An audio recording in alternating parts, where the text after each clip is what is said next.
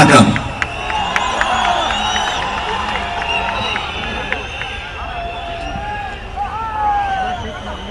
திரு பாரதி கிருஷ்ணகுமார் அவர்கள் என்னை பற்றி சொன்ன வார்த்தைகள் அழகாக வெளிப்பட்டதா என்பது எனக்கு தெரியாது. அவர் சொல்லும் போது அது அழகாகத்தான் இருந்தது. ஆனால் உள்ளிருந்து வெளிப்பட்ட அந்த வார்த்தைகள் உணர்வின் வெளிப்பாடுகள் தானே தவிர அழகாக பேச வேண்டும் என்பதற்காக சொன்ன வார்த்தைகள் அல்ல. இப்போதும் அப்படித்தான்.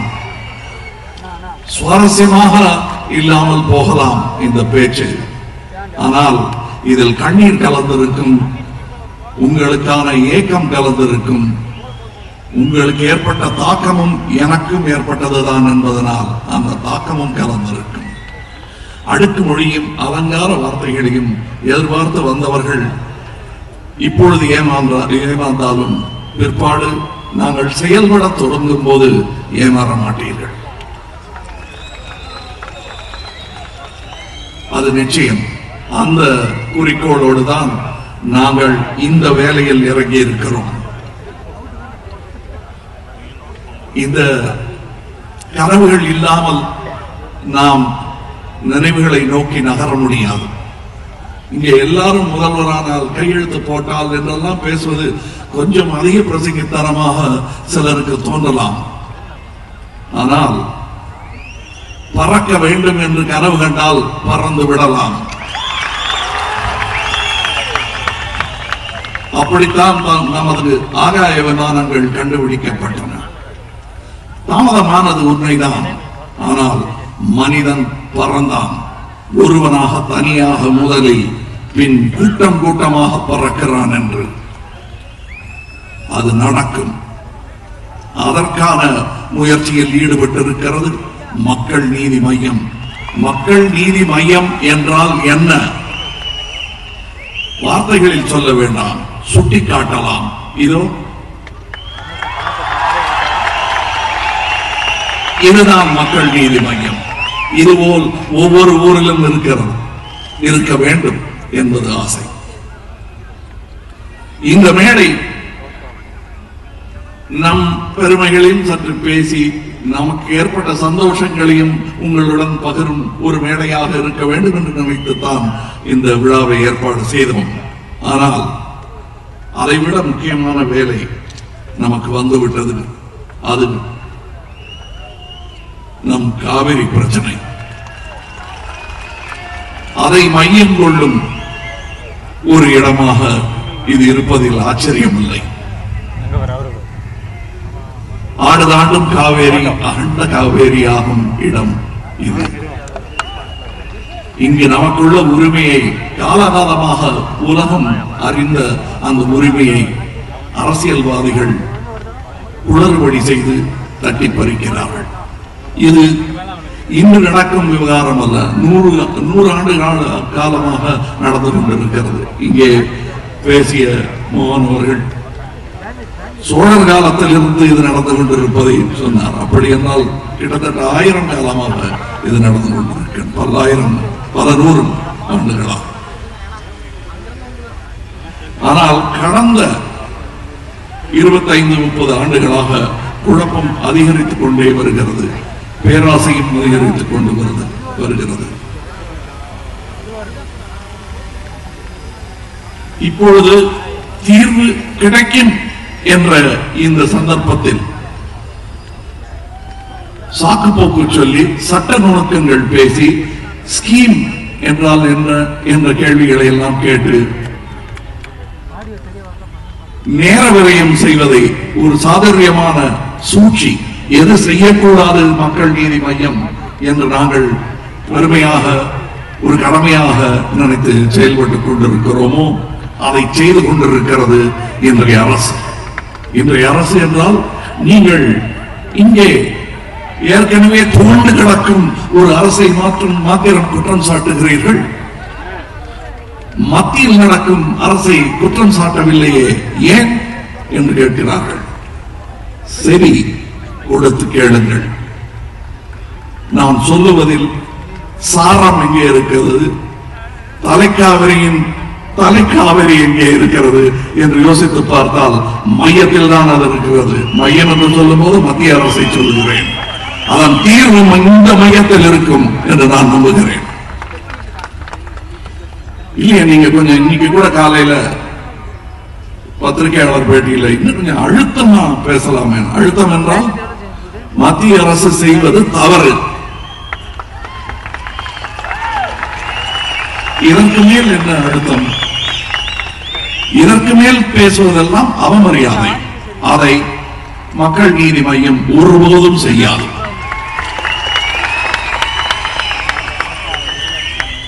சற்றே கிண்டலாக பேசலாம், ஆனால் அவமரியாதை செய்யாது. இன்று காலையில் பேசும் பொழுது நீங்கள் இல்லை கொஞ்சம் காரம் குறைவாக இருக்கிறது என்று வருத்தப்பட்டார். ஒரு தமிழனின் ஆதங்கம் என்று நான் எடுத்துக்கொண்டேன். அதற்கு நான் சொன்ன பதில் இப்பொழுதும் உங்களுக்கு சொல்ல கடமைப்பட்டிருக்கிறேன். வெள்ளையனே வெளியேறு என்றால் போதுமானது. வெள்ளையரே வெளியேறுங்கள் என்று சொல்லவில்லையே. அதில் இருக்கக்கூடிய ஒரு அழுத்தம் போதுமானது. வெள்ளக்கார நாயே வெளியேறு என்று சொல்ல வேண்டிய அவசியம் இல்லை.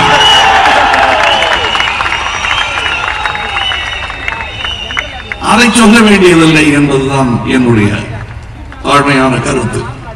இழந்து நாசமாய் போன நம்முடைய அரசியல் மாண்பை மீட்டெடுக்கும் ஒரு முன் உதாரணமாக மக்கள் நீதி மையம் அமைய வேண்டும் என்பது என்னுடைய கனவு. அது நிறைவாக்கிக் கொண்டிருக்கிறோம். காவிரி மேலாண்மை வாரியம் அமைத்தே ஆக வேண்டும்.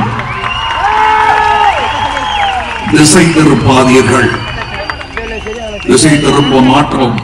நீங்கள் எத்தனை கலவரங்களை ஏற்படுத்தி திசை திருப்ப முயன்றாலும் நாங்கள் அந்த கலவரங்களை எல்லாம் அமைதியாக எதிர்கொண்டு மீண்டும் இந்த கோரிக்கையை வைப்போம்.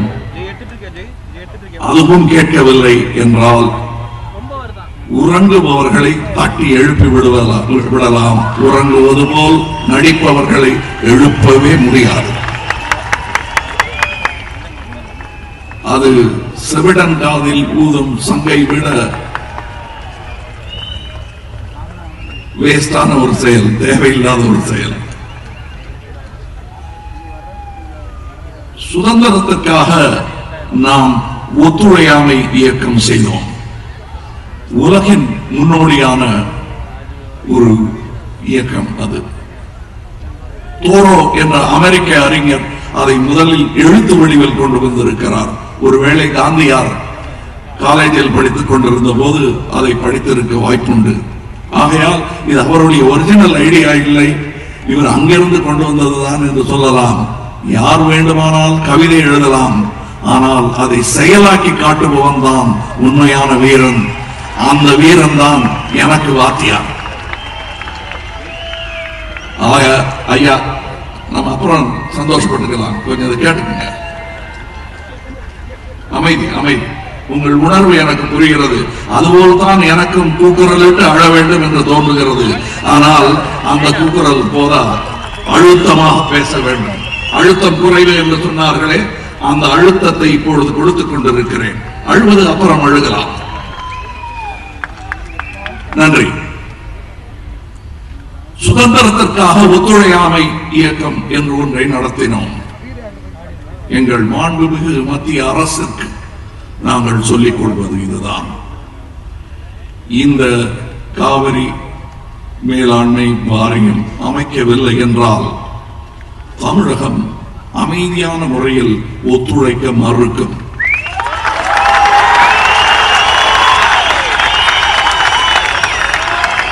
யோசித்து பாருங்கள். நீங்கள் அறிவுள்ளவர்கள் தான், அறிஞர்கள் தான். யோசித்து பாருங்கள். சரி, யோசிட்டீங்களா? புரியுதா? இது எங்க போகும்னு தெரியுதுங்களா? ஜாக்கிரதை அப்படின்னு மிரட்ட மாட்டேன் நான். வேணாங்க. வீரத்தின் உச்ச கட்டம் அஹிம்சைதான். சும்மா வீடு கட்டி கொடையை தட்டுறது அல்ல வீரம். நாங்க செய்யறது அது இல்ல. எங்களுக்கு அந்த வீரம் உண்டு. அதுவரை போக வேண்டிய அவசியம் இல்லை. வாருங்கள், பேசலாம் என்பதுதான் எங்கள் தாழ்மையான கருத்து. நாங்கள் அரிசி மட்டுமே உண்பவர்கள். பழக்கத்தின் பேர், பல்லாயிரம் வருட பழக்கத்தில். எங்கள் டெல்டா மாநிலத்தில் பெரும்பான்மையான இடங்கள் களிமண் நிலங்கள், அரிசிதான் விளையும். அரிசி தவிர வேறு தானியங்கள் உண்ணாது ஒரு விரதம் மேற்கொண்டால், உண்ணாவிரதங்களில் எனக்கு நம்பிக்கை இல்லை. உண்பதில்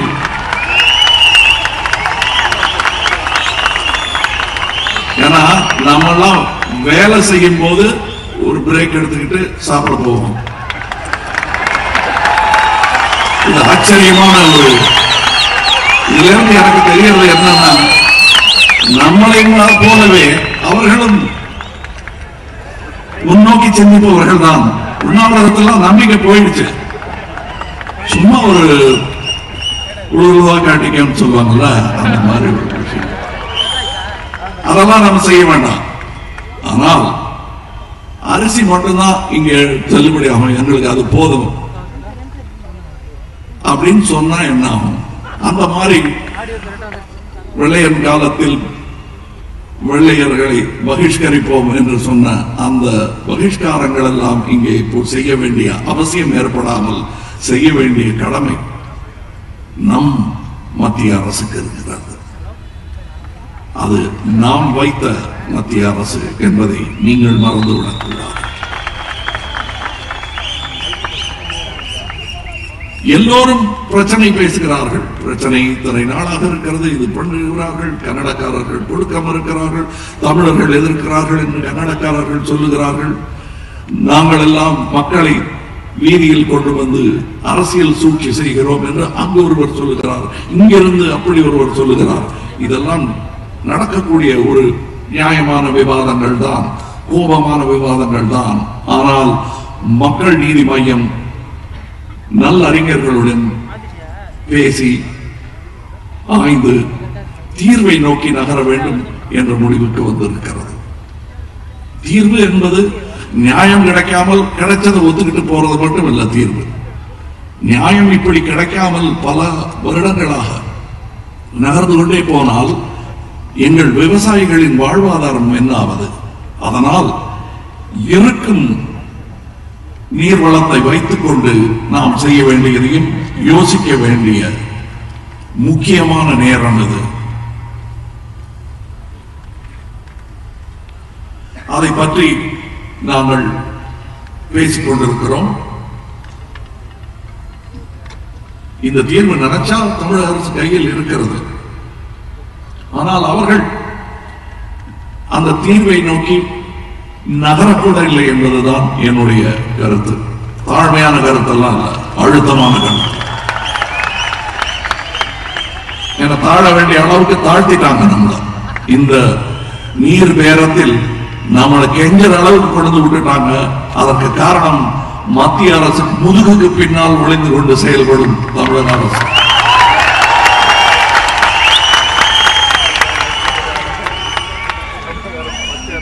இதற்கான நிவாரணங்களை பல வல்லுநர்கள், அறிஞர்கள் தெளிவாகவும், சட்ட வல்லுநர்களும் நீர்நிலை ஆராய்ச்சியாளர்களும் தெளிவான கருத்துக்களை சொல்கிறார்கள். இது செய்யலாமே அப்படி என்று பாமர மனிதருக்கு தோன்றும் அதே யோசனை எங்களுக்கும் வருகிறது. ஒரு பாலசாரிக்கு வரும் யோசனை எங்களுக்கும் வருகிறது. இதை ஏன் செய்யல? அது இந்த வேளையிலும் கேட்கிறேன், ஏன் செய்யல? செய்யுங்க, இல்லைன்னா தள்ளி நில்லுங்க. செய்யறதுக்கு ஆள் இருக்குங்க, எங்க கிட்ட செய்யறதுக்கு ஆள் இருக்குங்க.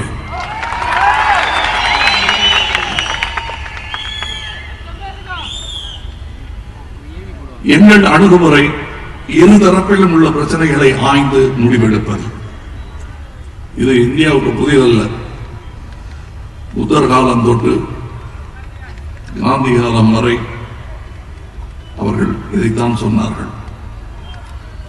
இந்த மையம் என்ன, எல்லாம் நடுவிலேயே நின்றுட்டு விளையாடிட்டு இருப்பீங்களா, ரெண்டு பக்கத்துல சேர மாட்டீங்களா? சேர வேண்டிய பக்கத்தில் சேரும் போது சேருவோம். அது கண்டிப்பாக நல்லவர்கள் உள்ள பக்கமாக இருக்க வேண்டும் என்பது எங்கள் திண்ணமான முடிவு. அதில் மாற்றமில்லை. அதனாலதான் நான் சொன்னேன், சூழ்ச்சி வேண்டாங்க. நம்ம அரசியல்ல நேர்கொள்வோம், எதிர்கொள்வோம், வெற்றி நிச்சயம். அது எப்படிங்க சொல்றீங்க? சூழ்ச்சி பண்ணாதானே இந்த அரசியலே நடக்கும் அப்படின்னு நீங்க நம்பிட்டு இருக்கீங்க. அது உங்கள் அரசியல், எங்கள் அரசியல் அது வேறு. அது துவங்கி விட்டது, நடக்க ஆரம்பித்து விட்டது. நகர்ந்து கொள்ளுங்கள் என்பதுதான் எங்களுடைய, அது நடக்கும், கவலைப்பட வேண்டாம். இந்த மையங்கிறது என்ன அப்படின்னா, உலகெங்கிலும் இந்த சென்ட்ரிசம் என்று சொல்வார்கள், அது நடந்து கொண்டிருக்கிறது. பிரான்ஸ் அதிபர் இமானுவேல் மேக்ரான் என்ன வேணும் இருங்க, இமானுவேல் மேக்ரான் அவர்கள் சென்ட்ரிஸ்ட் என்று அதிபராவதற்கு முன்னால் குற்றம் சாட்டப்பட்டவர். இப்பொழுது அதற்காகவே போற்றப்படுகிறார். பிரேசில், செக்கோஸ்லோவாக்கியா போன்ற நாடுகளில் இந்த சென்ட்ரிசம் பரவி வருகிறது. ஆசியாவின் முன்னோடியாக ஏன் நாம் இருக்கக்கூடாது? இவையெல்லாம் அரசியல் புத்தகங்களில் இருக்கின்றன, வாசியுங்கள். பிடித்திருந்தால் வாருங்கள், சேருங்கள். சரி, இப்ப நாங்க என்னமோ ஆய்வாளர்களிடம் பேசினோம், அறிஞர்களிடம் பேசினோம் அப்படின்லாம் சொல்றீங்களே, என்னதான் பேசுறீங்க அப்படின்னு நீங்க கேட்கலாம். ஏதோ சும்மா இவங்க பேசுற மாதிரி பேசிட்டு அதெல்லாம் இது உண்ணாவிரதம் இல்லைங்க. அதனால நிஜமா நடந்தது. இந்த வீடியோ ரெடியா இருக்க போடுங்க.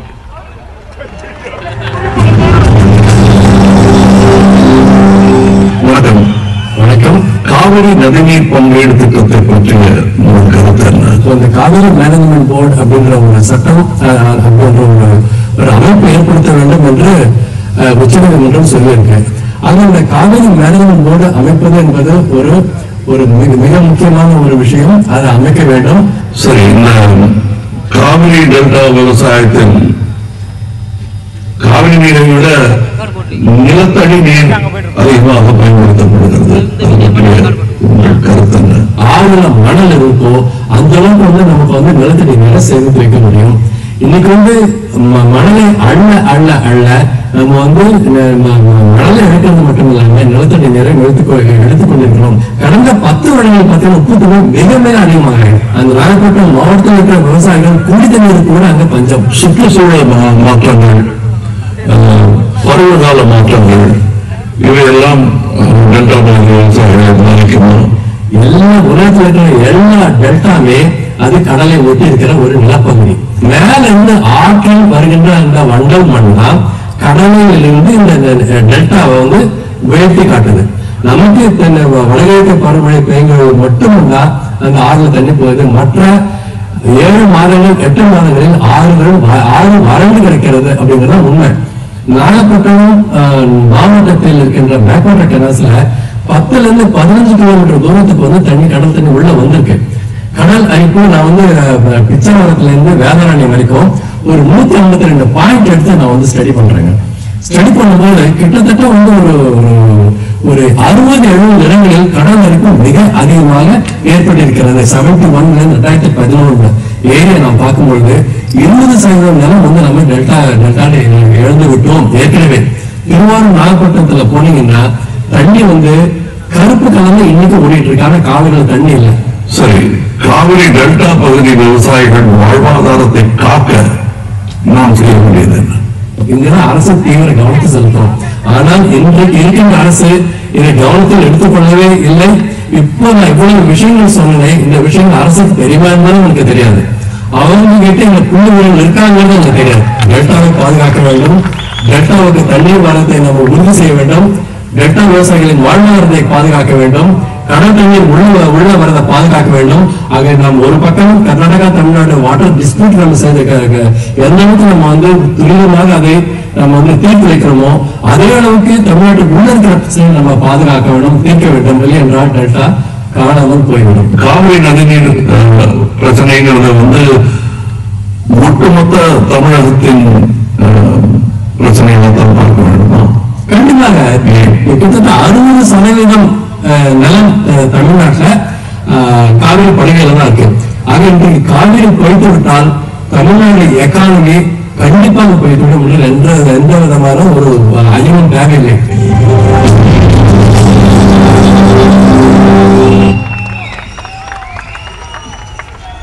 இது நாங்கள் பேசியதின் ஒரு பகுதிதான், ஒரு பகுதி செய்தி இது. ஐயா கொஞ்சம் அமைதியா இருக்கணும் நீங்க, தயவு செய்து. நன்றி, உங்கள் அன்புக்கு நன்றி. கொஞ்சம் அமைதியா இருங்க. இது நாங்கள் பேசியதின் ஒரு பகுதிதான். இன்னும் பல அறிஞர்களுடன் பேசி இருக்கிறோம். இதற்கு மாற்று கருத்துகளும் வேறு தீர்வுகளும் கூட இருக்கிறது. இதை மையத்தில் இருந்துதான் இரண்டையும் பார்த்து எது சிறப்பாக இருக்கும், இதனால் மக்களுக்கு நலன் அதிகம் கிட்டும், அது மட்டுமல்ல எதிர்காலத்தை நோக்கி தமிழகம், செழிப்பான எதிர்காலத்தை நோக்கி தமிழகம் எவ்வாறு நகரக்கூடும் என்பதையெல்லாம் யோசித்து செயல்படும் மக்கள் நீதி மையம். இதற்கான மாற்று கருத்தும் அல்லது சற்றே வித்தியாசமான கருத்தும் இங்கே இருக்கிறது.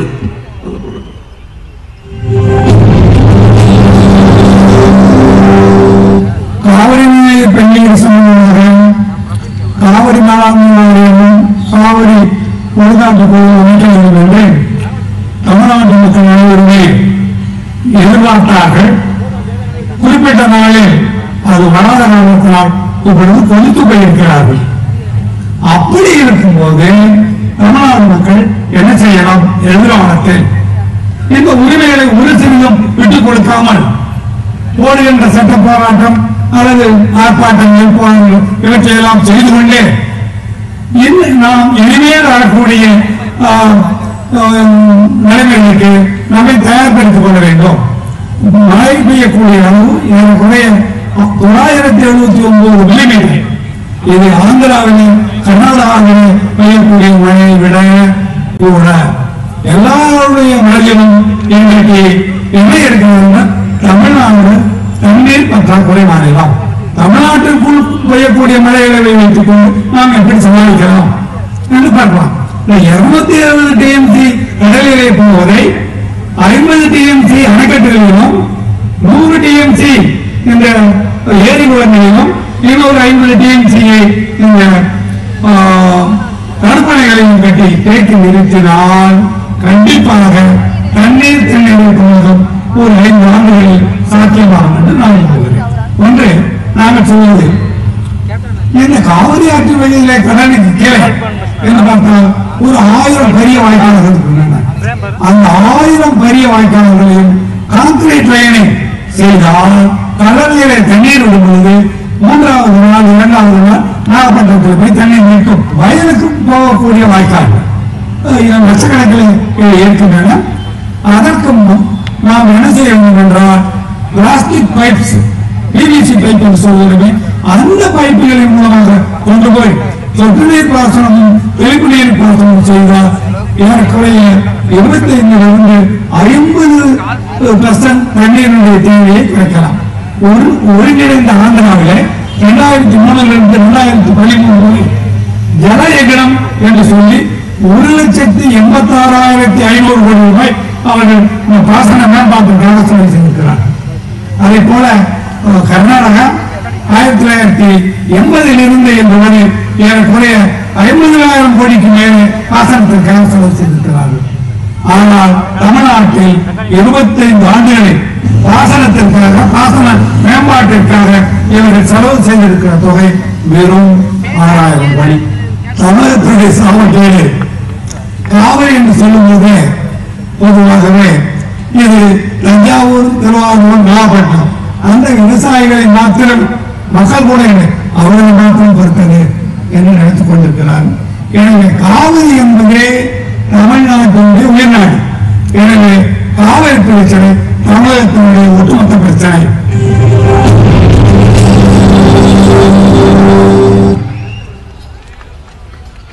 என்ன இவர் அடிச்சு முழக்குவார் நினைச்சா கொஞ்சம் வயலும் வாழ்வும் மாதிரி போயிட்டு இருக்கேன்னு நீங்க நினைக்கலாம். வயலும் வாழ்வும் மறக்கக்கூடிய ஒரு விஷயம் அல்ல. இது கிரிக்கெட் மேட்ச் மாதிரி பார்த்து ரசிச்சுட்டு பவுண்டரி வரும்போது குதூகலிச்சுட்டு தோற்றதும் அதை மறக்க சந்தோஷப்படுற மாதிரி விஷயம் இல்லை. இது மிக முக்கியமான விஷயம். அதுவும் திருச்சிக்கு தெரியாத விஷயம் அல்ல, திருச்சி மக்களுக்கு புரியாத விஷயம் அல்ல. இங்கே திருச்சியில் அதை பேசுவது மிக நியாயமான ஒரு பேச்சு. இங்கே இருப்பவர்கள் வேற ஊர்ல பேசினா சுவாரஸ்யம் குறைவாக இருக்கலாம். ஆனால் உங்கள் இரத்த நாளங்களில் ஓடிக்கொண்டிருக்கிறது காவிரி நீர். நீங்கள் அந்த காவிரியின் புதல்வர்கள். அவர்களிடத்தில் தான் இதை பேச வேண்டும். அவர்களுக்கு இது புரியும் என்ற நம்பிக்கையில் இந்த மாதிரி விஷயங்களை எல்லாம் இங்கே சேர்த்திருக்கிறோம். நியாயமாக சினிமா எடுக்கும் போது போர் அடிக்கிற இடத்துல கொஞ்சம் பாட்டு போட்டு தூக்கிடுவோம். அதெல்லாம் செய்ய வரல. இங்க நமக்கு பல ஆண்டு காலமாக போர் அடிச்சுட்டு இருக்கு. ஒண்ணும் நடக்க மாட்டேங்குது. இப்ப நடக்க வேண்டிய நேரம் வந்துருச்சு. எனிவே இப்ப நீங்க பாத்தீங்க இல்லையா, இந்த அறிஞர்கள் என்னென்ன செய்ய முடியுங்கிறத சொல்றாங்க. அதுல அதன் உட்கருத்து என்னன்னா, இவங்க எதுவுமே செய்யலை இத்தனை நாளாங்கிறது தான் தெளிவாக தெரிகிறது. செலவு கணக்கு சொன்னாரு பாத்தீங்களா. இதற்கான மாற்று இவை செய்யலாம் என்பது அவர் தலைமுடி வெள்ளையா இருக்கும் போது இல்ல, கருப்பா இருக்கும் போதே சொல்ல ஆரம்பிச்சிருப்பாரு. செவிசாய்க்கு ஆள் இல்லாமல் முடி நிறைச்சு போச்சு. இன்னமும் பேசிட்டு இருக்காரு அவர். நாமும் அந்த மாதிரி பேசிக்கிட்டு இருக்கக்கூடாது. சரி, இப்ப கட்சி விவரத்துக்கு வருவோம். ஏன்னா நாம கேலி கிண்டல் பளபளப்பா பேசுறது அதெல்லாம் கேள்வி பதில வச்சுக்குவோம். ஏன்னா வழக்கமா நான் பேசும்போதே எங்க கூட்டத்தில் இருக்கக்கூடிய நண்பர்களே, மையத்தில் இருப்பவர்களே, இன்னும் கொஞ்சம் தூக்கி அப்படிங்க அப்படின்னு. அதுக்கெல்லாம் இப்ப படங்கள் தயார் பண்ணிட்டு இருக்கேன். பேக்ரவுண்ட் மியூசிக்கோட வரும். நான் ஒரு வார்த்தை சொன்னேன்னா பின்னாடி அதுக்கு ஒரு அழுத்தம் வரும். என்னுடைய பேக்ரவுண்ட் மியூசிக் இதுதான்.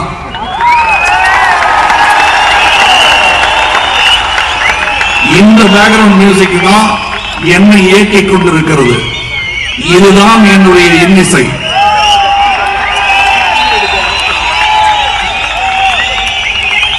இந்த மியூசிக் மட்டும்தான் இனிமே என் காதுல கேட்கும். மற்ற மியூசிக் எல்லாம் லைட்டா கேட்கும். அதெல்லாம் லைட் மியூசிக் தான்.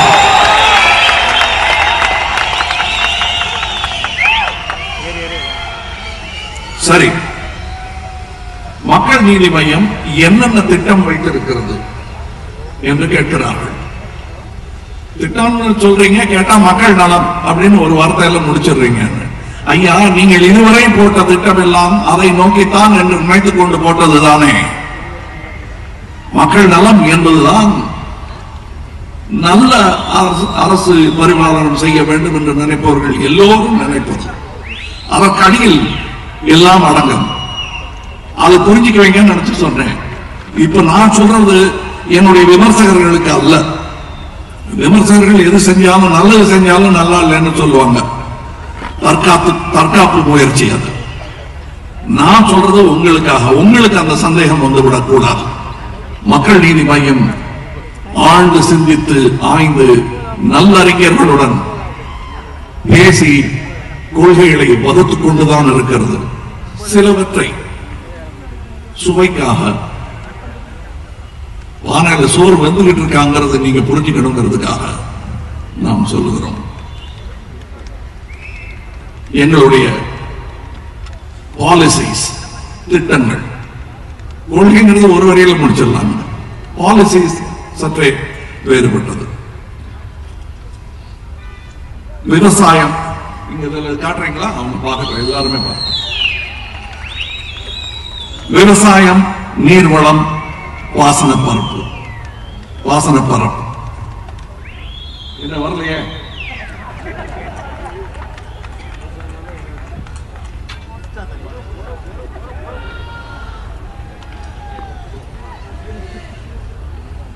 இதுலங்க எங்களுடைய கருத்து என்ன பிரச்சனைங்கிறத ஃபர்ஸ்ட் சொல்றேன். கர்நாடகாவிடமிருந்து பெற வேண்டிய நீரை பெற்றே ஆக வேண்டும். அது நம் உரிமை.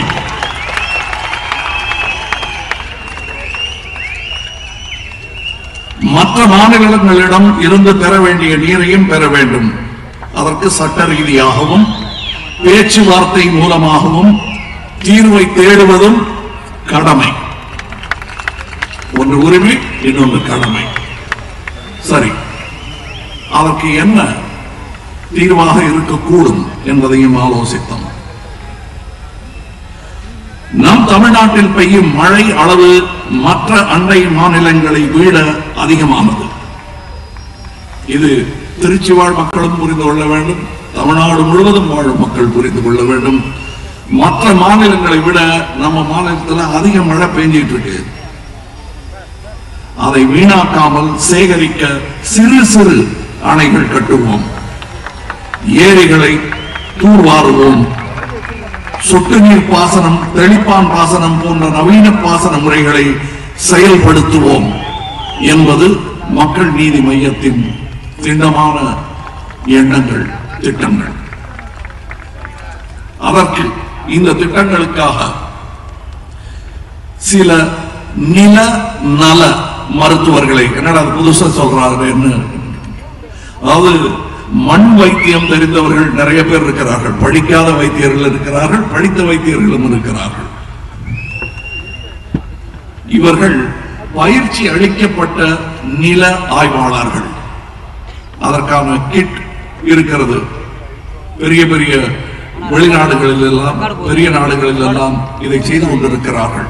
மண் நலமாக இருக்கிறதா என்று பரிசோதிக்கும் ஒரு கூட்டம் அதற்கான கருவிகளுடன் சென்று அதை செய்து பார்த்து விவசாயிகளுக்கு செய்தி, அன்றாட செய்தி போல் செய்தி சொல்லிக் கொண்டிருக்கிறது. அதை செயல்படுத்துவோம். இன்னொன்று, இது வெளிநாட்டில் செய்து கொண்டிருக்கிறார்கள்.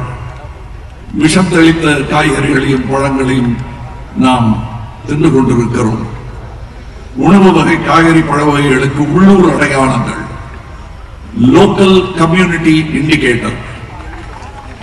நாம அரசியல்வாதிக்கு வாக்குறுதி கேட்கிறோம், அந்த மாதிரி இந்த காய்கறிகளை பயன்படுத்துவர்கள் என்ன கேட்கிற மாதிரி, ஏங்க நீங்க மக்கள் நீதி மையம் சொல்றீங்களே, நம்பலாமா அப்படின்னு கேட்கிற மாதிரி கேள்வி எல்லாரையும் தான் கேட்கிறாங்க. அந்த நம்பிக்கையை மக்கள் நீதி மையம் மட்டுமல்ல, நல்ல எத்திக்கல் நேர்மையான வியாபாரிகளும் அந்த வாக்குறுதியை மக்களுக்கு அளிக்க வேண்டும். அதற்கான சில வேலைகள், அடிஷனல் வேலைகள் அவர்கள் செய்ய வேண்டும், கூடுதலான வேலைகள். அவை வேலை வாய்ப்புகளை அதிகரிக்கும். முக்கியமாக பெண்களுக்கான வேலை வாய்ப்புகளை அவை அதிகரிக்கும். அந்த மாதிரி ப்ரீ பேக்கேஜிங் செய்து அனுப்புவதன் மூலம், அதை முத்திரை குத்தி அனுப்புவதன் மூலம் உங்கள் வாடிக்கையாளர்களுக்கு நீங்கள் வாக்குறுதி அளிக்கிறீர்கள். இந்த மாதிரியான வாக்குறுதிகளை அளிக்கும் சிறு சிறு ஆண்டர்பிரினர்ஸ் அவர்களை ஏற்படுத்த வேண்டியது. தொழில், சிறு தொழில் அதிபர்கள் போல் விவசாயிகளை மாற்ற வேண்டியது எங்கள் கடமை.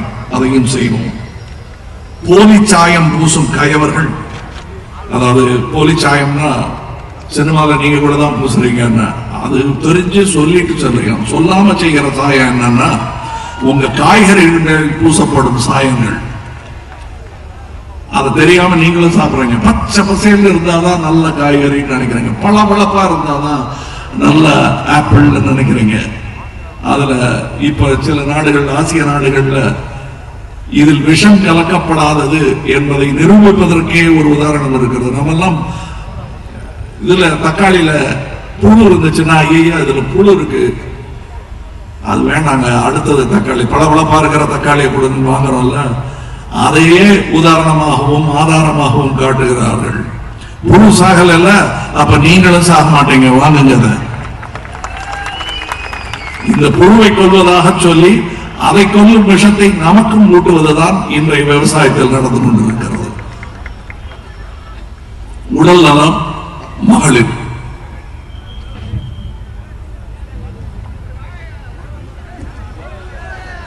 ஒருபுறம் போதிய ஊட்டச்சத்தின்றி கிட்டத்தட்ட 55 விழுக்காடு பெண்கள் இரத்த சோகையால் பாதிக்கப்பட்டுள்ளார்கள். இது தமிழகத்தில். இங்கே பீகாரில் பஞ்சம் கேட்கிற நியூஸ் மாதிரி நினைக்காதீங்க, இது தமிழகத்தில் நடந்து கொண்டிருக்கிறது. மறுபுறம் போதிய உடற்பயிற்சியும் விளையாட்டும் இன்றி சரியான உணவு உட்கொள்ளாததால் 30% பெண்கள் அதிக உடல் எடையால் பாதிக்கப்பட்டுக் கொண்டிருக்கிறார்கள். இது தமிழகத்தில், நகரத்தில் மட்டும் இல்லைங்க, எல்லா இடத்திலையும். இது ஆண்களுக்கும் பொருந்தும். ஆனால் பெண்கள் மிக முக்கியமானவர்கள், வீட்டை காக்க வேண்டியவர்கள். வீடு காக்கப்பட்டால் நாடு காக்கப்படும். இந்த நம்பிக்கை எங்களுக்கு இருப்பதனால் அதற்கான அவர்கள் ஆரோக்கியமாக உடற்பயிற்சி செய்யவும், அவர்கள் விரும்பும் பயிற்சியை செய்ய பாதுகாப்பான இடங்களை ஏற்பாடு செய்ய வேண்டும் என்பது எங்கள் பாலிசியில் ஒன்று. எதற்காக இதுல என்ன இருக்கு பெரிய பாலிசி? அதெல்லாம் காலகாலமா அப்படித்தானே இருக்கோம் அப்படின்னு இல்லைங்க. காலம் மாறிக்கொண்டு வருகிறது.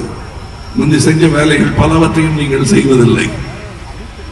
ஃபேன் போட கூட இப்பெல்லாம் எந்திரிச்சு போறதில்லை, டிவி போடுறது கூட எந்திரிச்சு போய் அணைக்கிறது இல்லை. அதெல்லாம் ஒன்று. தவிர ஆண்களை பொறுத்தவரை உங்களுக்கு இந்த பிரச்சனைகள் போக டாஸ்மாக் வேற இருக்கு. அது சாப்பிட்டா பசிக்கும், பசிச்சா நிறைய சாப்பிடுவோம், நிறைய சாப்பிட்டா அதிக எடை. இவையெல்லாம் நாங்கள் கவனத்தில் கொள்கிறோம். காரணம், மக்களின் நலம் எனும் போது உடல் நலமும் அதில் முக்கியமான ஒரு பிரச்சனை. இவற்றை சரி செய்ய வேண்டியது அரசின் கடமை. பெண்களுக்கு சேர வேண்டிய சத்து மாத்திரைகள் சத்துணவு மையங்கள் மூலம் கிடைக்காமல் இருப்பது, அதனால் தொடர்ந்து குடற்புழு தாக்குதலால் உண்ட உணவு கூட உடலில் சேராமல் போவது, இவையெல்லாம் நடந்து கொண்டிருக்கின்றன. இதை தெரியப்படுத்த வேண்டியது உங்களுக்கே தெரிஞ்சிருக்கணும். ஆனா இந்த மாதிரி மேடையில் நின்று சத்தமா சொன்னா ஒருவேளை அரசுக்கும் கேட்டுருமோங்கிற நம்பிக்கை இல்லை.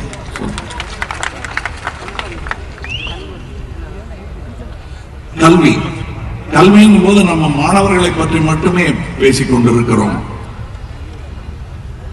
ஆசிரியர்களை பற்றியும் யோசிக்க வேண்டியிருக்கிறது இங்கே. ஏனென்றால் நாங்கள் கல்வி எனும் போது எல்லோருக்கும் கல்வி என்று ஒட்டுமொத்தமாக பொத்தாம் பொதுவாக சொல்ல விரும்பவில்லை. ஆசிரியர்கள் நலமாக இருந்தால்தான் கல்வி நலமாக இருக்கும். ஆசிரியர்கள் நேர்மையாக இருந்தால்தான் கல்வி நேர்மையாக போதிக்கப்படும் என்று நம்புகிறோம். அவர்கள் தன் குடும்பங்களில் இருந்து தொலைதூரம் வேலை மாற்றம் என்ற பெயரால் அடிக்கடி இடம் மாற்றப்படுகிறார்கள். லஞ்சம் கொடுத்தால் மட்டுமே பணிகளை சேர முடியும் என்ற நிலையில் பல ஆசிரியர்கள், ஏன் எல்லா ஆசிரியர்களும் என்று சொன்னால் மிகையாகாது. இந்த மன உளைச்சலோடு இப்படி சம்பாதிக்கணுமேங்கிற பதட்டத்தோடு அவங்க எப்படி கல்வி கற்றுக் கொடுக்க முடியும் என்று எனக்கு தோன்றவில்லை, எனக்கு புரியவே இல்லை. அதற்கு என்ன மாற்று இருக்க முடியும்? பல கோடி பணம் கொடுத்து ஏலத்தில் எடுத்த துணைவேந்தர் பதவிகளில் அமர்வோர் தேச துரோகிகள்.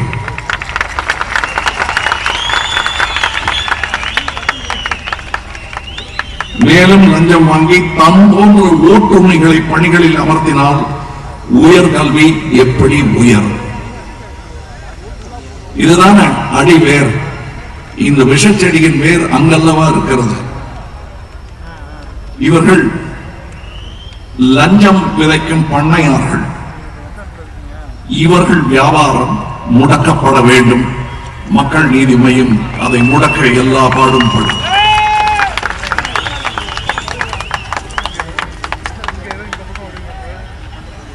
எத்தனையோ நிறைய வேலை செய்ய வேண்டியிருக்குங்க. இன்னும் நிறைய இருக்கு. திறன் மேம்பாடு பற்றி இருக்கு, தொழிற்சாலை பற்றி இருக்கு, சொல்லட்டுமா இல்ல போர் அடிக்குதா?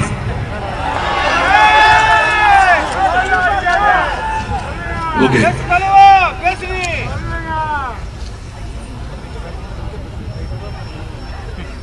ஆரம்ப கல்வி முதல்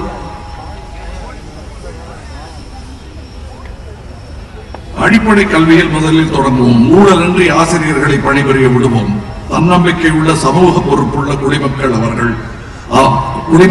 அவர்கள் உருவாக்குவார்கள். இது நிச்சயம்.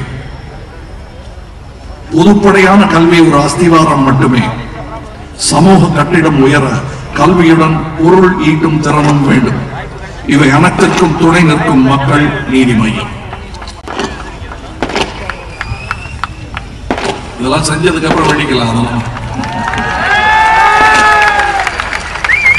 திறன் மேம்பாடு. 1 கோடி பேர் வேலை வாய்ப்பு கேட்டு அரசில் பதிவு செய்துள்ளார்கள் 6 ஆண்டுகளில். அந்த 6 ஆண்டுகளில் வெறும் 4 லட்சம் பேருக்கு திறன் பயிற்சி வழங்கப்பட்டிருக்கிறது. Skill development. அவர்களிலும் 1 லட்சம் பேருக்கு மட்டுமே வேலை கிடைத்திருக்கிறது. நான் சொன்னது 6, செஞ்சது 1.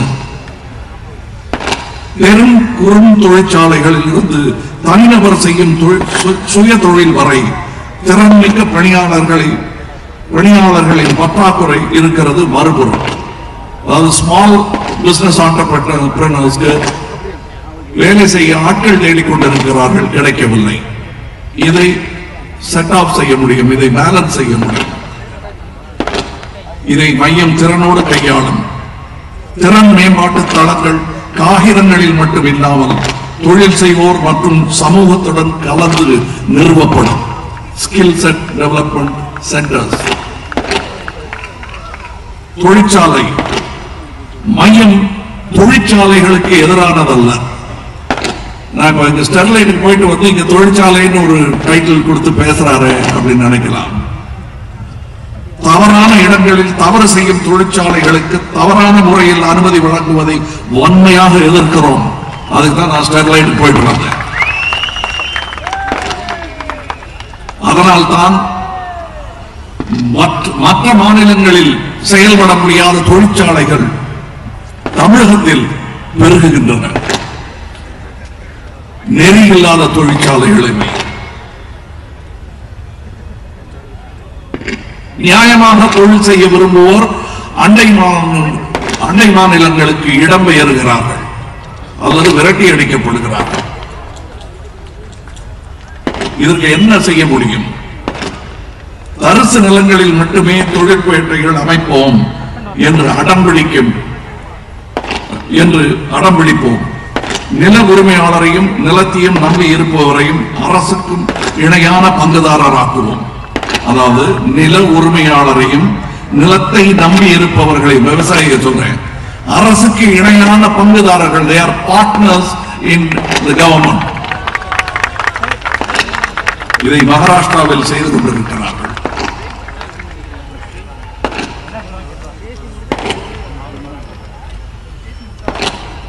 சட்டம் ஒழுங்கு புலனாய்வு. நமக்கு ஏற்பட்ட அநீதிகளையும் சட்ட மீறல்களையும் புகாராக அளிப்பதற்கு காவல் நிலையத்தினுள் செல்லவே பொதுமக்கள் இப்பொழுது அஞ்சுகிறார்கள். தைரியத்தை வரவழைத்துக் கொண்டு அங்கு சென்று புகார் அளித்தாலும் முதல் தகவல் அறிக்கை கூட பதிவு செய்யப்படுவதில்லை. புலனாய்விலும் அரசியல் தலையீடு இருப்பதனால் தான் இப்படி நடக்கிறது. விளைவு கட்டை பஞ்சாயத்து உழைக்கிறது. நேர்மையான காவலர் நிலையங்களை அமைக்க முடியும். நான் நேர்மையான பல காவலர்களை சந்தித்திருக்கிறேன்.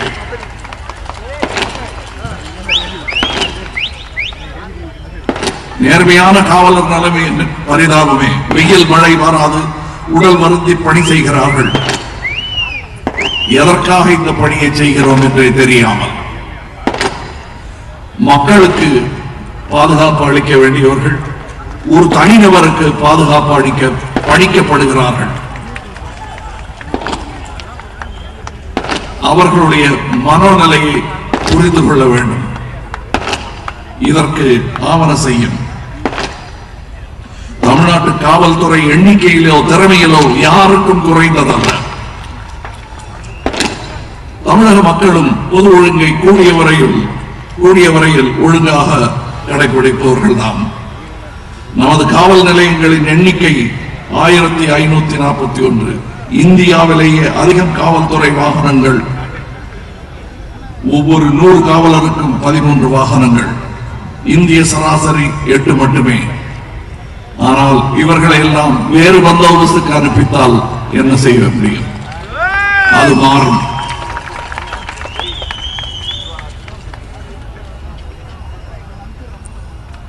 எண்ணிக்கையில் பார்த்தால் நமக்கு 3வது இடம். 1,36 lakhs. எந்த கணக்கில் பார்த்தாலும் தமிழக காவல்துறை உயர்ந்த இடத்தில் தான் இருக்கிறது. இவைகளை விஐபி வேலை பந்தோபஸ்து என்று வீணடிக்காமல் மக்கள் நலனுக்கு சட்ட ஒழுங்கு பாதுகாக்கவும் புலனாய்விற்கும் பயன்படுத்தும் மக்கள் நீதி மையம். இதற்கு நெறிமுறைகள் வகுத்து காவல்துறை சீரமைப்பு வாரியம் அமைப்போம். இருக்கும் காவலர்களுக்கும் கைத்தட்ட வேண்டும் என்றுதான் தோன்றியிருக்கும். கடமை தடுக்கிறது, அதனால் நீங்கள் தட்டிவிடுங்கள் அவர்களுக்கு பதிலாக.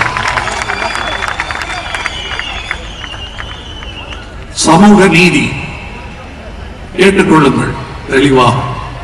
மக்கள் நீதி மையம் 69 விழுக்காடு 69% இடஒதுக்கீட்டை ஆதரிக்கிறது. இந்த விழுக்காடு குறைவதை ஒருபோதும் அனுமதிக்காது மக்கள் நீதி மையம். இதுக்கு இன்னும் பெரிய கைத்தட்டலை எதிர்பார்க்கிறேன்.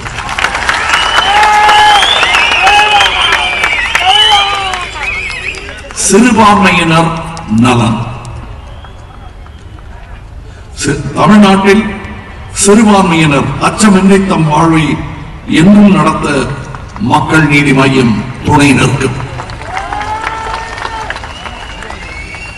சமூக நல்லிணக்கத்தை குலைக்க முயலும் சக்திகளை பாரபட்சமின்றி சட்டத்தின் துணையுடன் அரசின் முழு வீச்சுடன் மக்கள் நீதி மையம் எதிர்க்கும். திருநங்கைகள் நலனுக்கும் மையம் துணை நிற்கும். மாற்றுத்திறனாளிகளுக்கும் கூட. மீனவர் நலம்.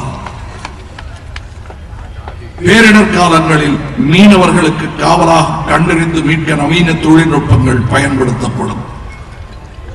மீனவர்கள் வாழ்க்கை மேம்பட இடைத்தரகரின்றி தங்கள் மீன்பிடிப்பை மதிப்பு கூட்டி விற்க ஏற்றுமதி செய்யவும் நடவடிக்கை எடுப்போம். இதற்கு மீனவ நண்பர்களும் ஒத்துழைக்க வேண்டும். இது கடைசியாக சொன்னாலும் இதுதான் முதல் வேலை. அதான் சொன்னார்களே கையெழுத்து என்று. ஊழல் ஒழிப்பு இதான் முதல் வேலை. இதை நீங்க மையத்திலிருந்து பார்க்க வேண்டாம். எங்கிருந்து பார்த்தாலும் ஊழல் தெரிகிறது. எல்லா துறைகளிலும் ஊடுருவி இருக்கிறது ஊழல். ஊழல் ஒழிப்பு எங்கள் முக்கியமான வேலைகளில் ஒன்று. நான் ஏற்கனவே கூறியது போல் முதல் கையெழுத்து லோக் ஆயுக்தா அமைக்கும் மசோதாவில் தான். காரணம், இந்த லோக் ஆயுக்தா மசோதா மற்ற ஊழல்வாதிகளை கண்காணிக்க மட்டுமல்ல, யார் தவறு செய்தாலும் என்னையும் சேர்த்து கண்காணிக்க தன்னிச்சையான கண்கள் வேண்டும். அந்த கண்களுக்கு உயிர் கொடுப்பதே என் முதல் வேலை. இது நாங்கள் செய்ய போகும் புத்தகத்தின் ஒரு சிறிய பகுதி. இனிமே கேட்காதீங்க. இனிமே சும்மா சும்மா கேட்டு இருக்காதீங்க. கொள்கை என்னன்னு சொல்லலையே என்னன்னு வேலை செய்ய விடுங்க. நீங்க கொள்கை எல்லாம் படிச்சுட்டு தானே ஓட்டு போட்டீங்க. கொள்கை எல்லாம் படிக்கலையா? பெரிய பெரிய புத்தகம் போட்டிருக்காங்க. எத்தனை கட்சிகள் போட்டிருக்காங்க. அதை படிச்சுட்டு பண்ணி என்ன பிரயோஜனம்? என்ன ஆச்சு? அப்ப எங்கிட்ட கொள்கை கேட்கறீங்க. கொள்கையை பார்த்துத்தானே நீங்க போட்டீங்க ஓட்டு. இப்ப இதை பாருங்க. ஆனா இந்த வாட்டி படிங்க, படிச்சுட்டு எல்லாரும் ஓட்டு போடுங்க. மக்கள் நீதி மையம் கூட்டத்துக்கிட்ட யாருக்கு ஓட்டு போடணும்னு சொல்ல வேண்டிய அவசியம் இல்லை.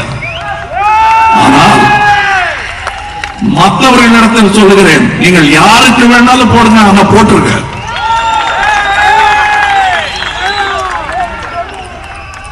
சரியில்லாத ஆளு கூட போடலாம், ஆனா நீங்கள் விரும்பி போடணும். காசுக்கு மாத்திரம் கையை நீட்டிடாதீங்க. அது கை செலவுக்கான காசு இல்ல, அது கை விலங்கு. உங்களை அடிமையாக்கிறான். அதை நினைவுபடுத்த வேண்டியது என் கடமை. வேலை செய்து கொண்டிருக்கிறது மையம், இனியும் செய்யும். அடுத்த கட்டத்தை நோக்கி நகர விடுங்கள். கொள்கையெல்லாம் நாங்க சொல்றோம், படிப்படியா தெரியும். உங்கள் பேச்சில் இருந்தே உங்கள் தொடை நடுங்குவது எங்களுக்கு தெரிகிறது. இப்போதைக்கு சேர் இருக்கு, கொஞ்சம் உட்கார்ந்து ஆசுவாசப்படுத்திங்க. ரொம்ப நாள் இருக்குமா, நீங்களே மனசு தொட்டு சொல்லுங்க. உங்களை கேட்கல, உங்களை கேட்கல.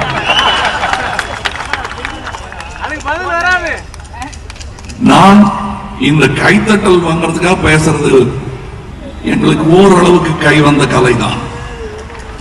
இவ்வளவு நேரம் அந்த படம் எல்லாம் போட்டு உங்களுக்கு காட்டாம இன்னும் சுவாரஸ்யமா தொடர் கைத்தட்டுகள் வருவது போல் பேசி இருக்கலாம். அது முக்கியம் அல்ல.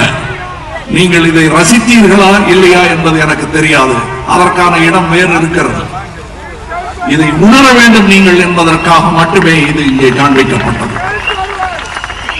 உங்களுக்கும் கடமை இருக்கிறது என்பதை நினைவுபடுத்த வேண்டியது என் கடமை என்பதனால் இதை இங்கே போட்டு காட்ட வேண்டியிருந்தது.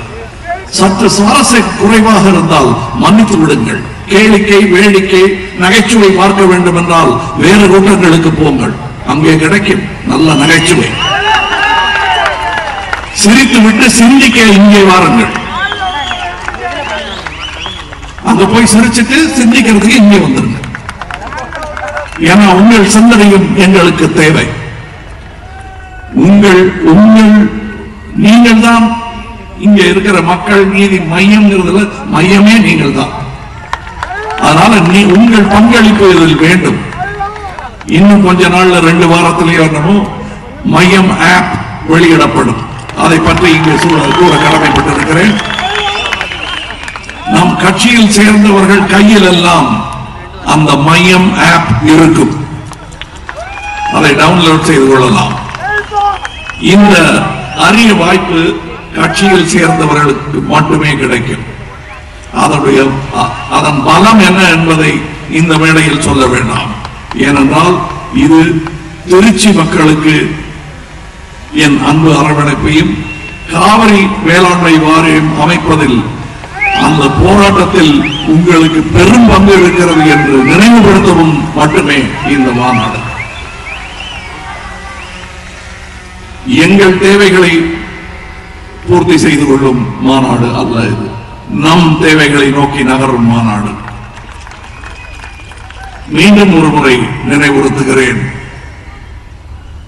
தமிழக மக்கள் ஒத்துழையாமை இயக்கம் துவங்கினால் நாடு அதிரும். இதுக்கும் ஏதாவது சூழ்ச்சி இருக்குங்கிறது எனக்கு தெரியும்.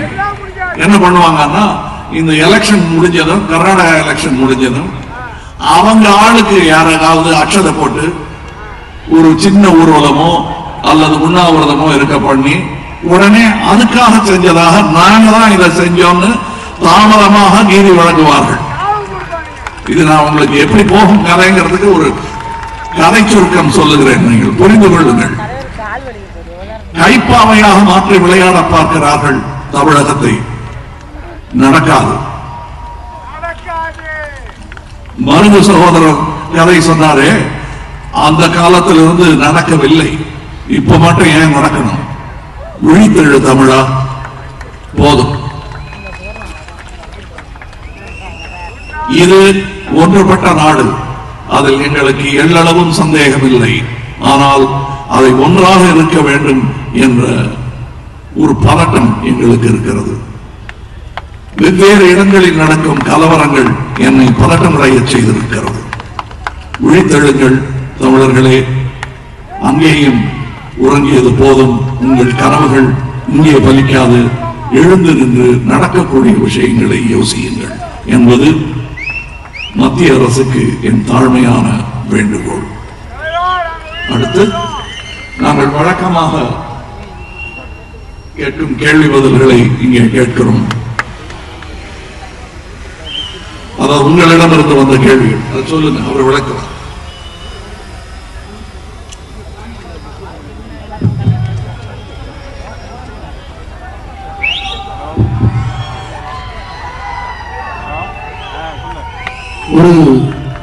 ஒரு சிறிய செய்தியை உங்களுக்கு சொல்லிவிட்டு கேள்வி போகிறேன். சொல்லுங்க. நீங்கள் குறிப்பிட்டது போல் அது சோர்வான கவனிப்பு அல்ல. நீங்கள் எவ்வளவு நாட்கள் வைத்து இவைகளை தயாரித்தீர்களோ அதே கவனிப்போடும் அர்ப்பணிப்போடும் தான் பார்வையாளர்கள் கவனித்தார்கள் என்பது உண்மை. ஒன்று. இரண்டாவது, ஏறக்குறைய 50 ஆண்டுகால 60 ஆண்டுகால தமிழ்நாட்டின் அரசியல் வாழ்க்கையில் ஒரு பொது மேடையில் புள்ளி விவரங்களோடும் ஆதாரங்களோடும் துணை தகவல்களோடும் பேசிய முதல் தலைவர் என்ற பெருமையை நீங்கள் பெற்றிருக்கிறீர்கள். அவர்கள் ஆழ்ந்து கவனித்ததால் சோர்ந்தது போல இல்லவே. அவர்களது நீங்கள் சொன்னது போல அவர்கள் கண்களை பாருங்கள், அவர்கள் கவனித்துக் கொண்டே இருக்கிறார்கள். கேள்விகள் இந்த மாதிரி ஆச்சரியமான ஒரு கேள்வி சார். ஒரு 6 வயது குழந்தை அவங்க அப்பாவிடத்தில் ஒரு கேள்வி கேட்டிருக்கிறது. 6 வயசா? 6 வயசு. எல்கேஜி இன்னும் சேரவில்லை. எல்கேஜி சேர்ந்திருக்கிற 6 வயது குழந்தை. குழந்தையின் பெயர் தீப்ஷிகா. அவங்க அப்பாவிடத்தில் காலை திருச்சி ரயில் நிலையத்தில் உங்களை பார்த்த பிறகு அந்த குழந்தை கேட்டிருக்கிறது, கமல் அங்கிள் எப்பவும் டிவியில தானே வந்துட்டு இருப்பாரு, இப்ப ஏன் நேர்ல வர்றாருன்னு கேட்டுச்சான். குழந்தையிடம் இப்பொழுது விளக்கம் சொல்ல வேண்டிய அவசியம் இல்லை. இது அரசியல் மேடை, அவர்களை விட்டு வைப்போம். இன்னும் 12 வருஷம் கழித்து தீபிகாவோட பேசுறேன். 12 வருடம் கழித்து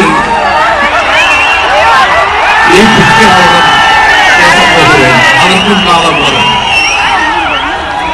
இப்பொழுது இருங்க இருங்க, நான் பேசுறேன், அங்கே போய் பேசுறேன்.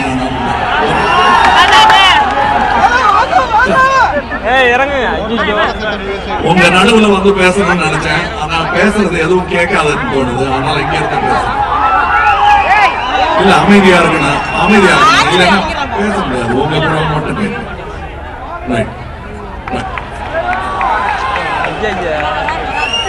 அதாவது அமைதி. எதுக்காக நான் தொலைக்காட்சிக்குள்ள வந்தேன் அப்படிங்கிறது அந்த குழந்தைக்கு புரியாமல் இருக்கலாம், ஆனால் உங்களுக்கு புரியாமல் இருக்காது. நான் அந்த தொலைக்காட்சி மேடையை முதல் மேடையாக பயன்படுத்திக் கொண்டேன் என்பதுதான் உண்மை. இந்த மேடைக்கு ஒத்திகைகளாக அந்த மேடைகள் இருந்தன. அதை இன்னொரு 12 வருஷம் கழிச்சு தீபிகாவுக்கு தெளிவாக புரியும். அன்று ஒருவேளை தீபிகா என்னை பாராட்டினாலும் பாராட்டலாம் இந்த யுக்திக்காக. நன்றி. அடுத்த கேள்வி. ஒரு மாண்புமிகு அமைச்சர் சொல்லி இருக்கிறார், நீங்கள் நடிப்பில் சிறந்து விளங்கலாம், அரசியலில் அது முடியாது என்று. யார் சொல்லியிருக்காங்க? ஒரு அமைச்சர். சரி, என்ன சொல்லியிருக்காரு? அமைச்சர் என்று அறியப்படுகிற ஒருவர் நடிப்பில் நீங்கள் சிறந்து விளங்கலாம், அரசியலில் முடியாது என்று இருக்கிறார்.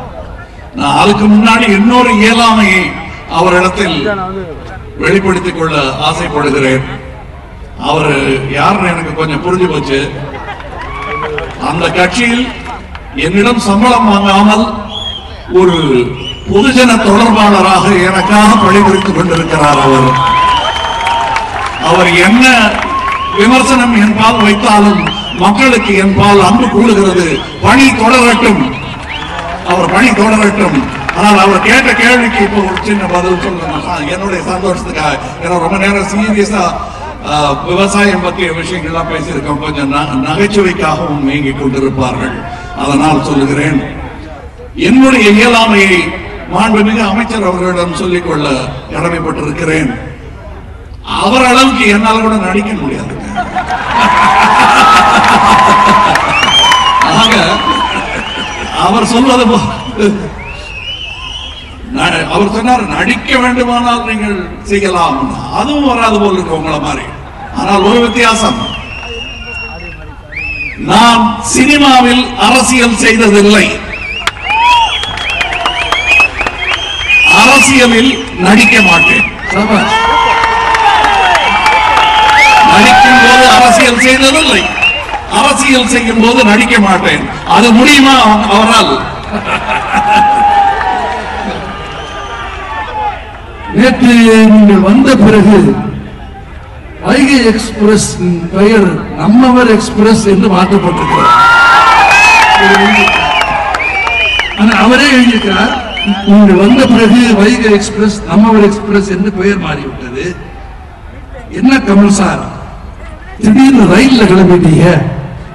ரயில்ல கிளம்பிட்டீங்க, அது வேற ஒருத்தர் கூட கோபமா பேசியிருக்காரு. 13 வருஷமா ரயில்ல போறல, திடீர்னு ஏன் போறீங்கன்னு கேட்டிருக்காரு.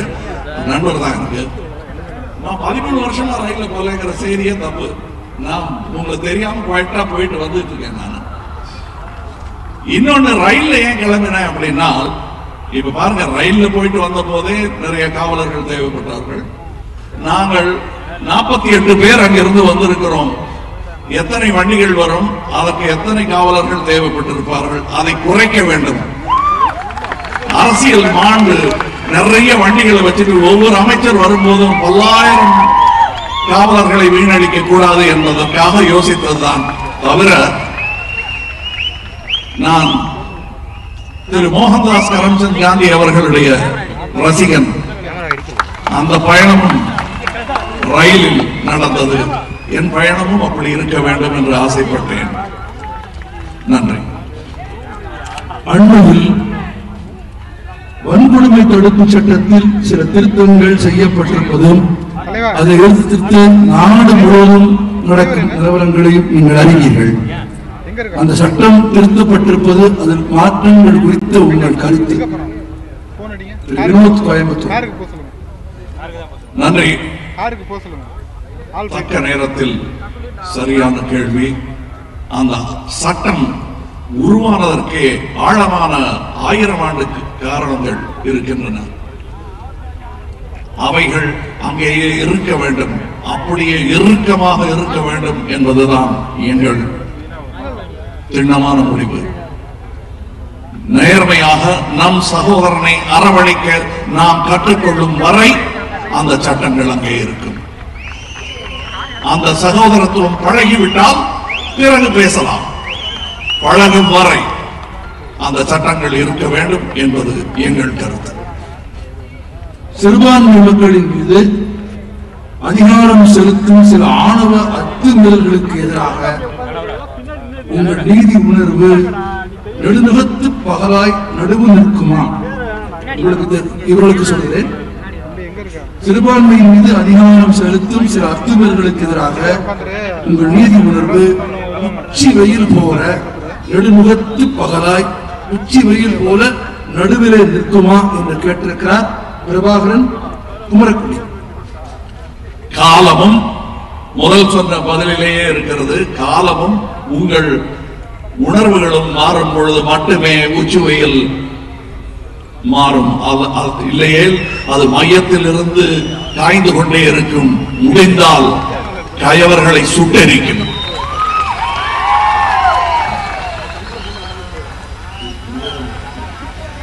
உங்கள் உயர்நிலை குழு உறுப்பினர், நீங்கள் தேர்வு செய்த உயர்நிலை குழு உறுப்பினர்களில் பலர் அரசியல் தெரியாத, அரசியலுக்கே தொடர்பில்லாத ஆட்களாகவே இருக்கிறார்களே. இவர்களை வைத்துக் கொண்டு எப்படி குப்பை கொட்டப் போகிறீர்கள்? குப்பையை கொட்டப் போவதில்லை, இருக்கும் குப்பையை அகற்றப் போகிறோம். அரசியல் தெரியாதவர்களை வைத்துக் கொண்டு எப்படி அரசியல் செய்ய போகிறீர்கள் என்று கேட்கிறார்கள். இந்த சிறு கூட்டம் தான் அரசியலை நடத்துகிறது என்று அவர்கள் நம்பிக்கொண்டிருக்கிறார்கள். அரசியல் தெரியாதவர்கள் என்று சொல்பவர்களுக்கு நிறைய தெரியும், ஆனால் அமைதியாக இருக்கிறார்கள். குரல் கேட்க வேண்டுமா? இதோ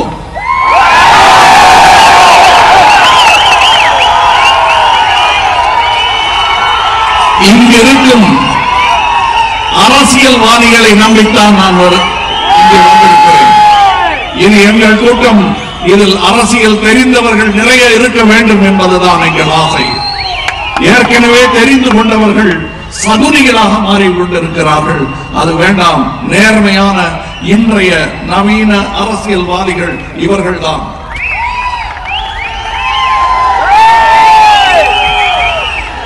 இதை வைத்துக் கொண்டு அரசியல் செய்ய முடியுமா என்று கேட்கிறார்கள். எங்களால் முடியும், உங்களால் முடியாது. எங்களால் இந்த அரசியல் தெரியாதவர்களை வைத்துக் கொண்டு அரசியல் செய்ய முடியும், உங்களால் முடியாது. ஏனென்றால் இவர்களுடன் பேச தகுதி இழந்தவர்களாகிவிட்டீர்கள் நீங்கள்.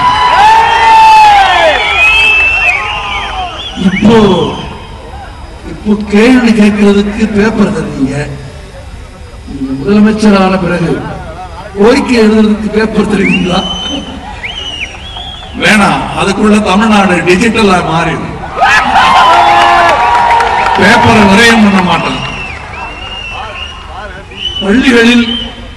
பள்ளிகளிலேயே சாதிய ரீதியான சேர்க்கைகளை களைந்து சமத்துவத்தை ஏற்படுத்தி தரம் தாழ்வதை எப்படி நிறுத்தி போக செய்வீர்கள்? பக்கத்து அண்டை மாநிலத்தில் ஒரு அற்புதமான சட்டம் நிறைவேற்றப்பட்டிருக்கிறது.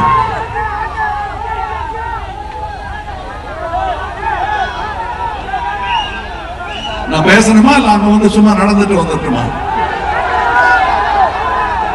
எது வேணும் சொல்லுங்க, உங்க இஷ்டம் தான். இது மக்கள் நீதி மையம் தான். பேசணும்னா அவங்களை கொஞ்சம் சும்மா இருக்கலாம். நன்றி. அவ்வளவுதான். மக்கள் நீதி மையம் இதாங்க.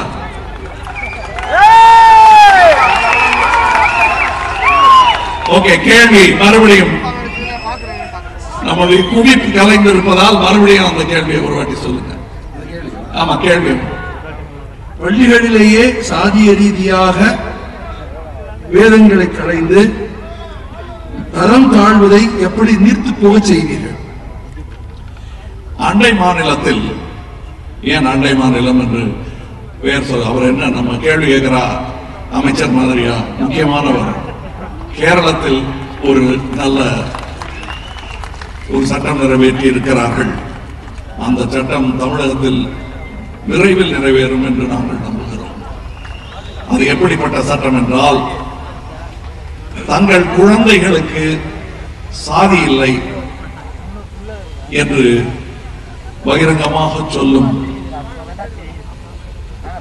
பெற்றோர்களின் குழந்தைகளுக்கு தனி ஒதுக்கீடு கல்வியிலும் மற்ற இடங்களிலும் இருக்கும் என்பதை இங்கே அறிவித்திருக்கிறார்கள். மெதுவாக மெதுவாக சாதி செத்தே தீரும்.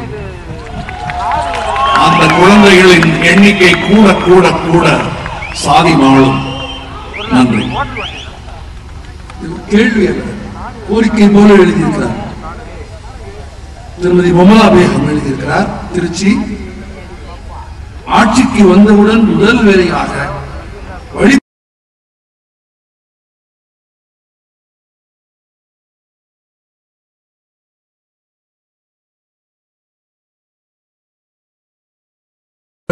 என்று கேட்டிருக்கிறார். அதற்கும் அடுத்த கட்டம் செல்கிறேன். எங்கள் முதல் வேலை 24 மணி நேரம் 7 நாட்கள் வாராவாரம் நடந்து கொண்டிருக்கும் கொள்ளையை தடுப்பது முதல் வேலை. அந்த கொள்ளையர்களை வெளியேற்றிவிட்டால் இவங்க எல்லாம் சின்ன பிஸ்கட்.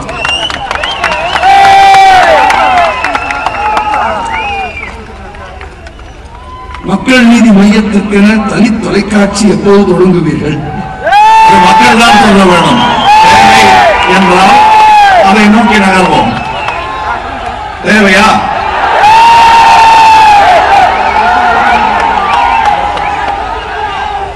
ஏன்னு கேட்க வேண்டாம்னு எனக்கு தோணுது. ஏன்னு கேட்கவே வேண்டாம்.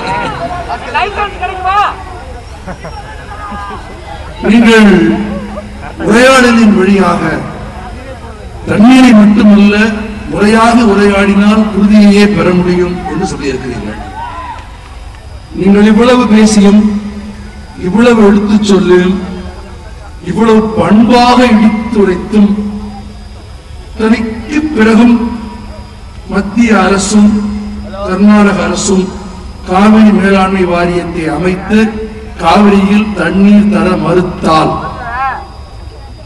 அதற்கான ஒரு எச்சரிக்கையை உங்களின் சார்பாக நான் ஏற்கனவே மத்திய அரசை நோக்கி எய்திருக்கிறேன். கர்நாடகத்தாரை நோக்கி எய்து பிரயோஜனமில்லை.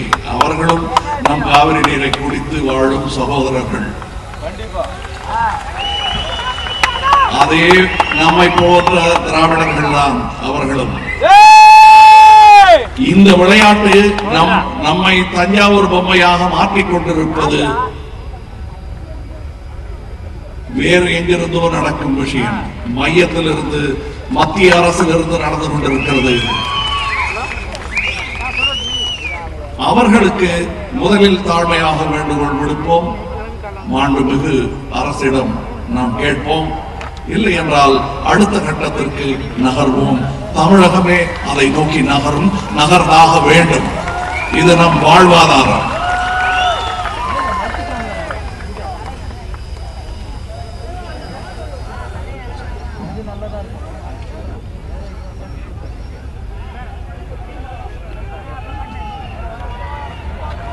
இங்கே நண்பர்களே ஒரு நிமிடம் நேரம் கருதி இன்னும் கேள்விகள் இருந்த போதிலும் அனைவரும் வீடுகளுக்கு பத்திரமாய் திரும்ப வேண்டும் என்பதனாலும் நேரம் கருதும் கேள்வி நேரத்தை முடித்துக் கொள்கிறோம். இறுதியாக சில வார்த்தைகள். இந்த விழா வெற்றிகரமாகவும் அமைதியாகவும் நடக்க ராப்பகல் பாராமல் உழைத்தவர்களின் பெயர் பட்டியல் இங்கே நான் வாசிக்கிறேன். அவர்களுக்கு நன்றி சொல்ல வேண்டியது என் கடமை. இங்கே வந்திருக்கும் பத்திரிகையாளர்களுக்கும் காவல்துறையினருக்கும் நன்றி சொல்ல வேண்டியது கடமைதான். என் சுரேஷ்,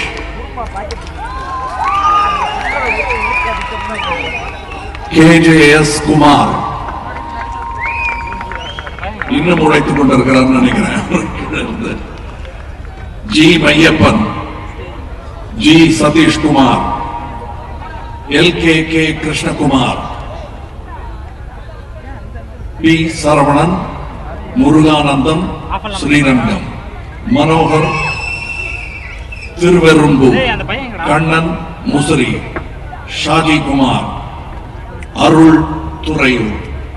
இவர்களின்றி இந்த அற்புதமான விழா இவ்வளவு சிறப்பாக நடந்திருக்காது. வந்துட்டாங்க, கீழே நின்று வேடிக்கை பார்த்துட்டாங்க. நானே சில சமயம் முக்கியமான மேடையில் முக்கியமான பேச்சுகள் நடக்கும் பொழுது அங்கு இருக்காமல் கீழே நின்று பார்ப்பது வழக்கம். அது அவர்களையும் தொற்றிக் கொண்டு வாங்க. இந்த விழா முடிந்து போன பிறகும் இதை பற்றி பேசுவார்கள். அதற்கு காரணம் நம்முடைய நடத்தை. நன்றி, வணக்கம்.